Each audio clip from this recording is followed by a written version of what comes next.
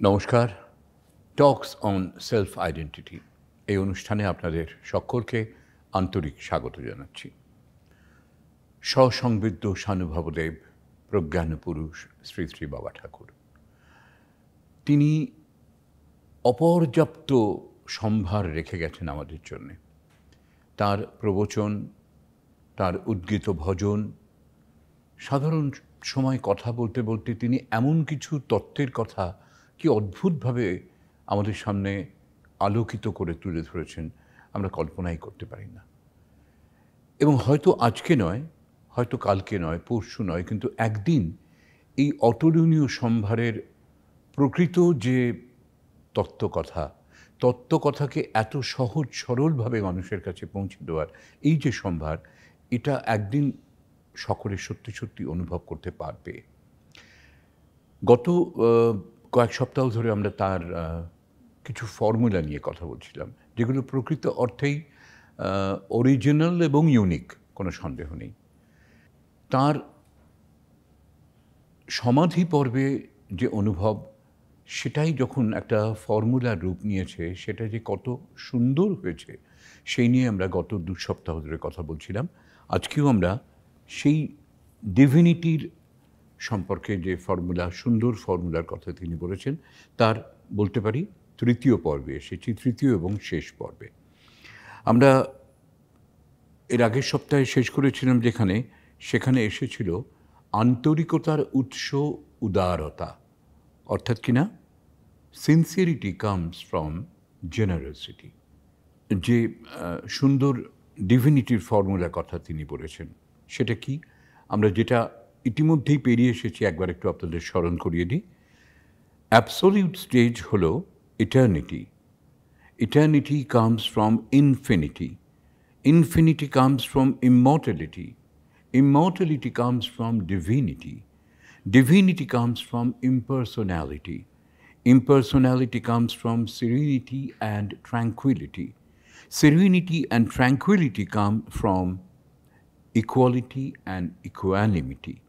Equality and equanimity come from simplicity and humility. Simplicity and humility come from sincerity. Sincerity comes from generosity.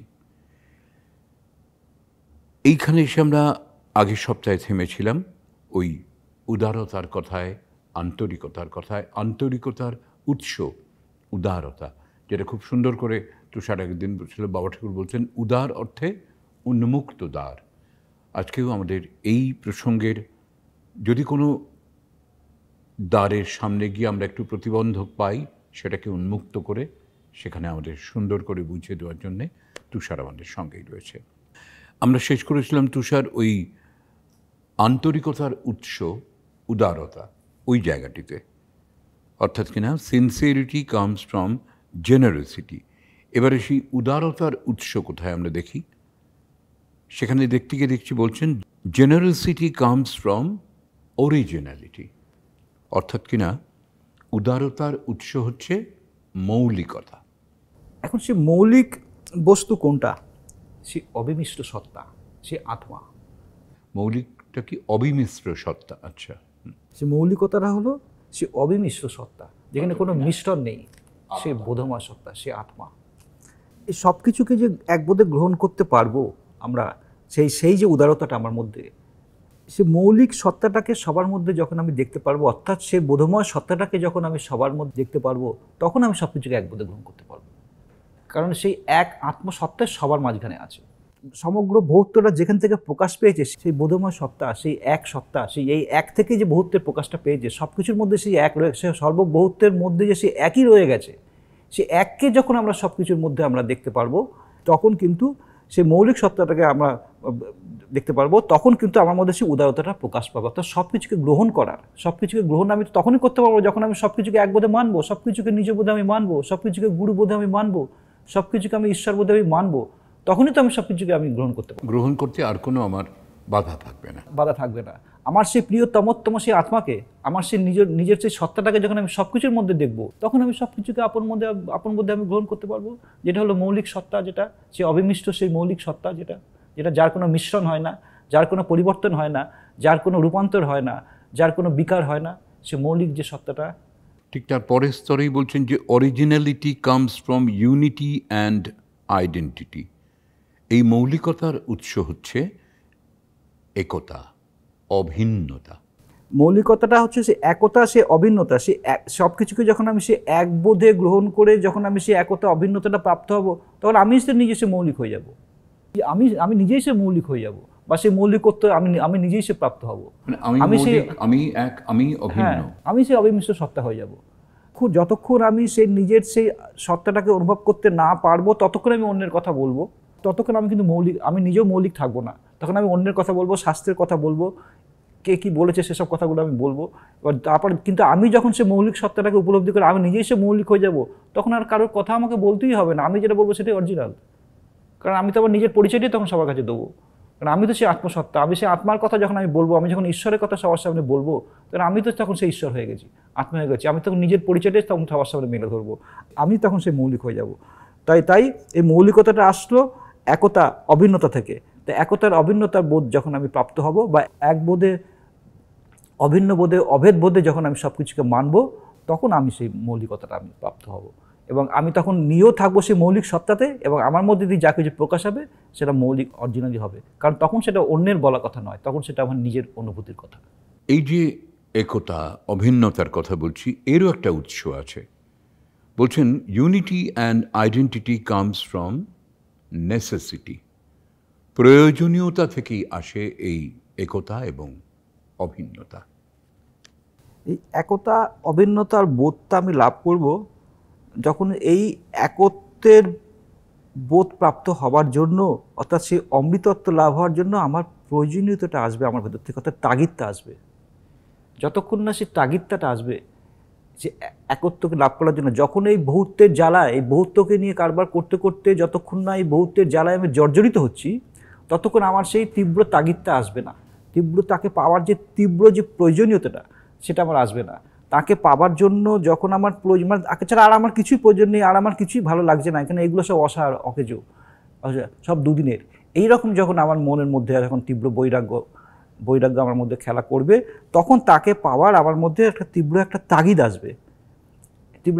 আসবে, তাকে পাওয়ার তীব্র প্রয়োজনীয়তা।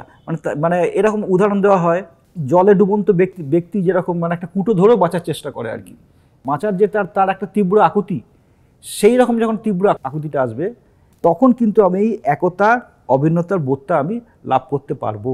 তার আগে কিন্তু আমি একতা অভিন্নতার বোধ লাভ করতে পারবো না। বারবার কিন্তু আমি আমার এই জীবত্ব বোধটাকে মেনটেন করেই আমি চলবো। এই জীবত্ব বোধটার যতক্ষণ না জ্বালা আমার ধরবে, জর্জরিত হওয়ার প্রয়োজন আছে। সেই জন্য বাবা ঠাকুর একদিন বলছিলেন, তোমরা যত দুঃখ পাবে এর তত আনন্দ হবে। কারণ তারা তোমরা একে ভাববে, তাহলে তোমরা ভাবছো না। তো দুঃখের একটা প্রয়োজনীয়তা আছে জীবনে, কারণ এইভাবে তিনি তার দিকে আমাদের মনটা ফেরান। সেই জন্য বাবা ঠাকুর বলেছেন, আঘাত হলো আনন্দের ঘাত। সে আনন্দস্বরূপ আত্মাই আঘাত রূপে আমাদের কাছে আসছে, যাতে তার দিকে আমাদের মনটা একটু ফেরে।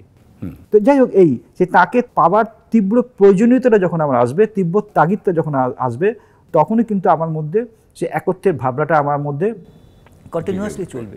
আমি তাহলে এই ভাবনার মধ্যে আমার ছেদ পড়বে। বারবার বাইরের জগতে নানা রকম প্রয়োজনীয়তার পেছনে আমি ছুটবো, এইগুলোকে গুরুত্ব আমি বেশি দেবো। কিন্তু যখন সে তাকে পাওয়ার প্রয়োজনীয়তা আসবে, তখন এইগুলো অতটা গুরুত্ব থাকবে না, বাইরের জিনিসগুলোর এত গুরুত্ব আমার কাছে থাকবে না। মানে এটা সেই পরম প্রয়োজনীয়তা থেকে না পেলেই আমার আর চলছে না। আমার একটা মুহূর্ত, এমন একটা সময় আসবে, একটা সাধকের আসে, যে আমার একটা মুহূর্ত আর কাটছে না তাকে না পেলে। হ্যাঁ, তখন আমি সে সমত্বর ভাবনা থেকে আমি আর সরতেই চাইছি না। এমনকি এমন হয় যে চোখের পাতাটাও, বাবা ঠাকুর বলছেন ওনার কত বছর ওনার চোখের দুটো চোখের পাতা এক হয়নি, কারণ পাতা গেলে ঘুমিয়ে পড়লে তাকে ভুলে যাবেন। সাধকদের এমন অবস্থা হয়। তো সে মানে এরকম অবস্থাটা, তবে তো আমি সে একত্র অভিন্নতার বোধটা লাভ করবো। এমনি তো আমি লাভ করবো না, প্রয়োজনীয়তা। এবার সেই প্রয়োজনীয়তার উৎসটা কোথায়?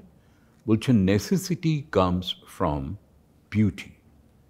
সৌন্দর্য হচ্ছে সেই প্রয়োজনীয়তার উৎস।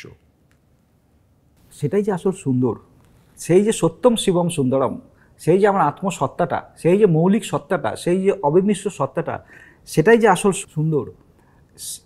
এটাই যখন আমি বুঝবো, তখন কিন্তু আমি তাকে পাওয়ার জন্য তাগিদটা আমার তখন আসবে। তার মানে ওই যে কথাটা বলে ঈশ্বরই সত্য, সত্যই শিব, শিবই সুন্দর, সেই সুন্দরকে পাওয়ার বা সেই সুন্দরকে অনুভব করার যে প্রয়োজনীয়। সত্যম শিবম সুন্দরম, সত্য যে শিব আর শিবই যে সে সুন্দর। সুন্দর কি? যেখানে কোনো মিশ্রণ নেই, যেখানে কোনো আবিলতা নেই, যেখানে কোনো কুটিলতা নেই, যেখানে দুঃখ নেই, যেখানে জ্বালা নেই, কোনো যন্ত্রণা নেই, যেখানে জন্ম নেই, যেখানে মৃত্যু নেই, যেখানে চাওয়া নেই, যেখানে পাওয়া নেই, কামনা নেই, বাসনা নেই। হ্যাঁ, সেই যে স্থিতিটা, এই স্থিতিটাই হলো প্রকৃত সুন্দর। এইখানে কোনো মলিনতা নেই, আবিলতা নেই, কুটিলতা নেই, এখানে ওখানে ওখানে কিচ্ছু নেই।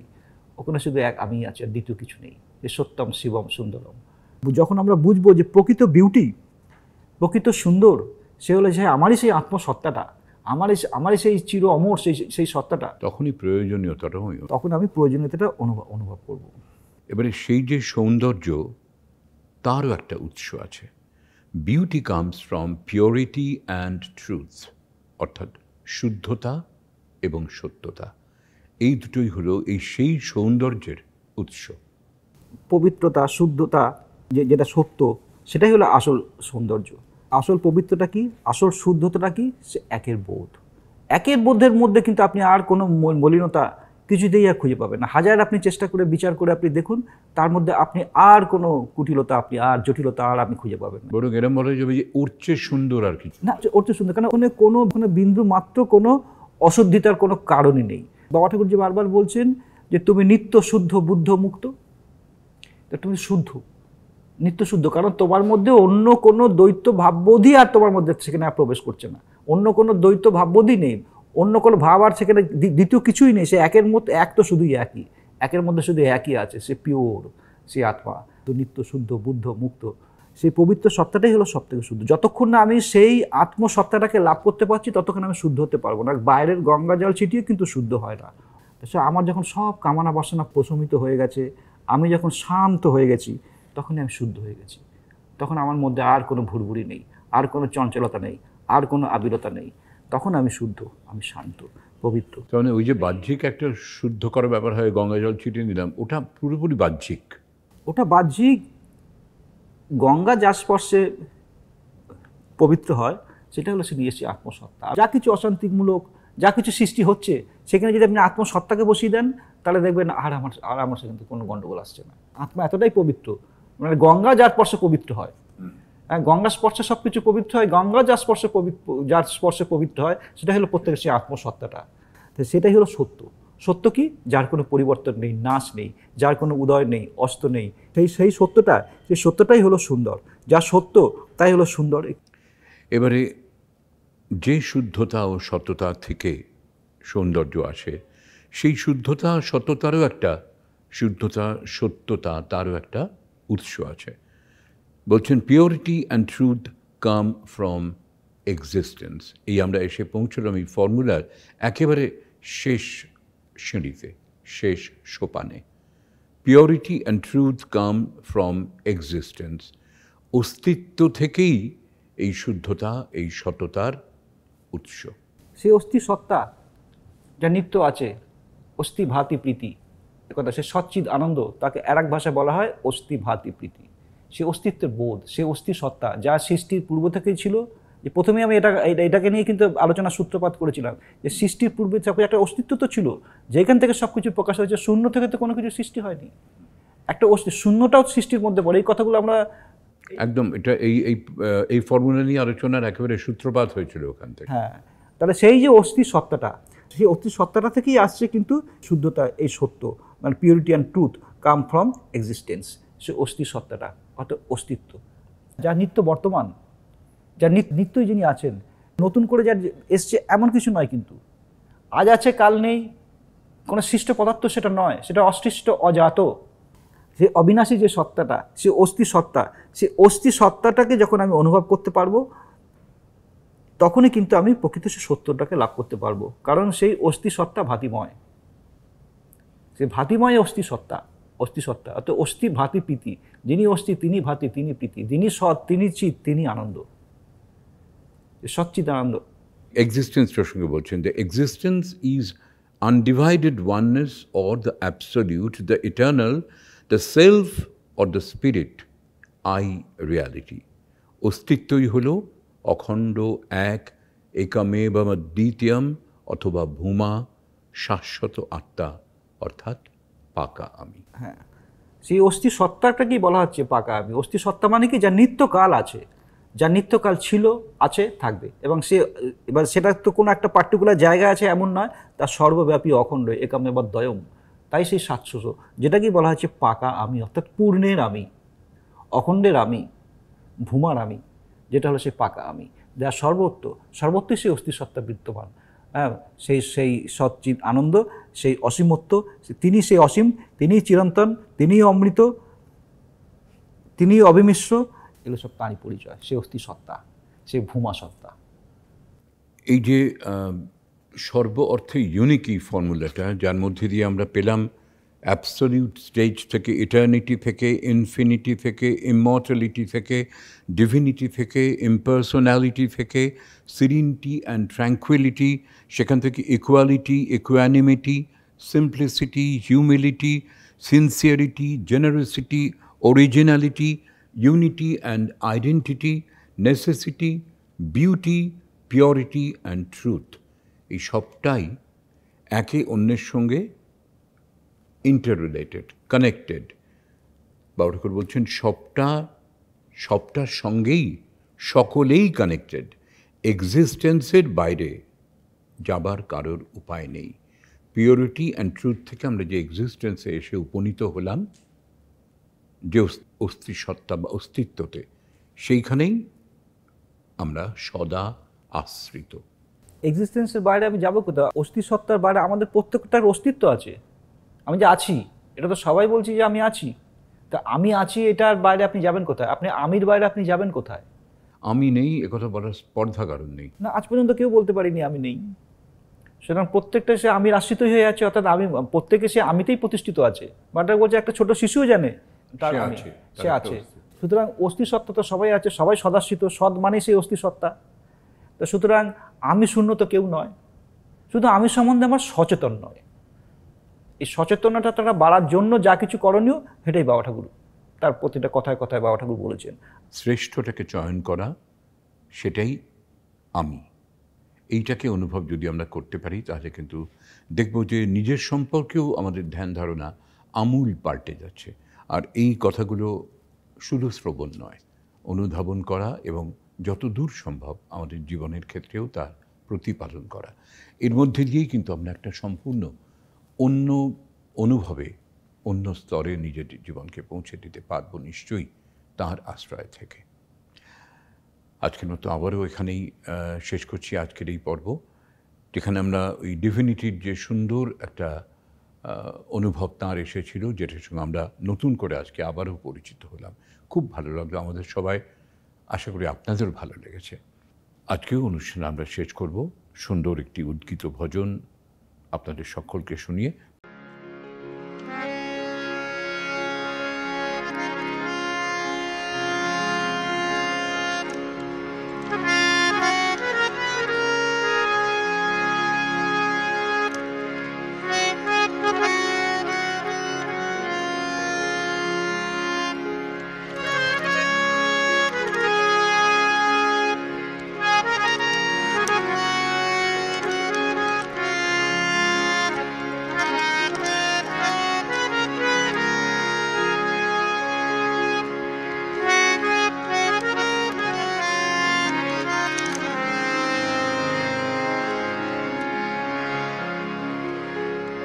সত্য সুন্দর স্বয়ং ব্রহ্মজ্যোতি, সত্য সুন্দর স্বয়ং ব্রহ্মজ্যোতি, অপরূপ সে প্রেম ঘন মূরতি, অপরূপ সে প্রেম ঘন মূরতি, অনন্ত জ্ঞান স্বরূপ আনন্দ বিভাতি, মঙ্গল কল্যাণ স্বরূপ শক্তি, সত্য সুন্দর স্বয়ং ব্রহ্মজ্যোতি।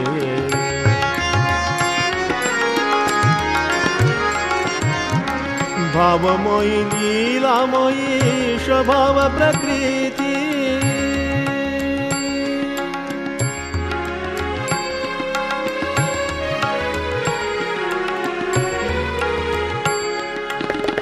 भावमयी लीलामयी स्वभाव प्रकृति विश्व ब्रह्मांड तार प्रकाश विभूति विश्व ब्रह्मांड तार प्रकाश विभूति अनंत प्राण तार स्वभाव सृष्टि सबे मिले तारे करे आरती सबे मिले तारे करे आरती सत्य सुंदर स्वयं ब्रह्म ज्योति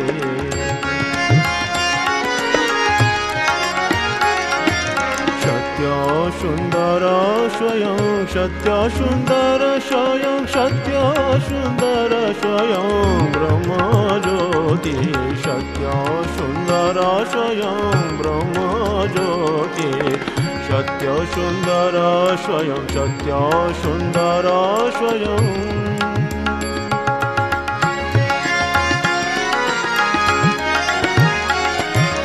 आशा रूप धरि सुख दुख प्रवृत्ति आशा रूप धरे सुख दुख प्रवृत्ति जागाय प्राण मने कर्मेर गति जागाय प्राण मने जागाय प्राण मने जागाय प्राण मने कर्मेर गति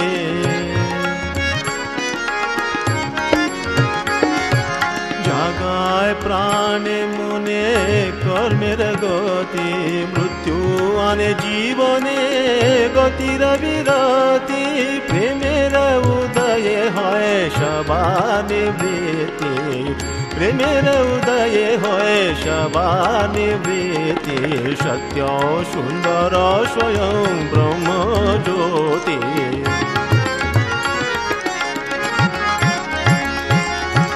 सगुणेर आकुति निर्गुणे दायाहुति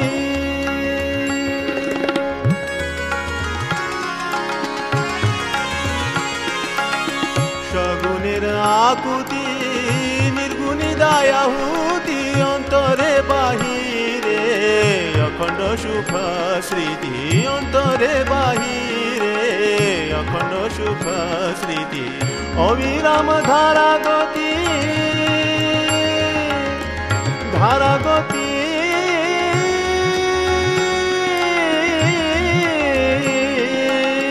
अविराम धारा गति अस्तिवादी प्रीति हृदय आकाशे है विशुद्ध स्वानुभूति हृदय आकाशे है विशुद्ध स्वानुभूति सत्य सुंदर स्वयं ब्रह्म ज्योति अपरूप से प्रेम गण मूर्ति सत्य सुंदर स्वयं सत्य सुंदर स्वयं सत्य सुंदर स्वयं सत्य सुंदर स्वयं ब्रह्म ज्योति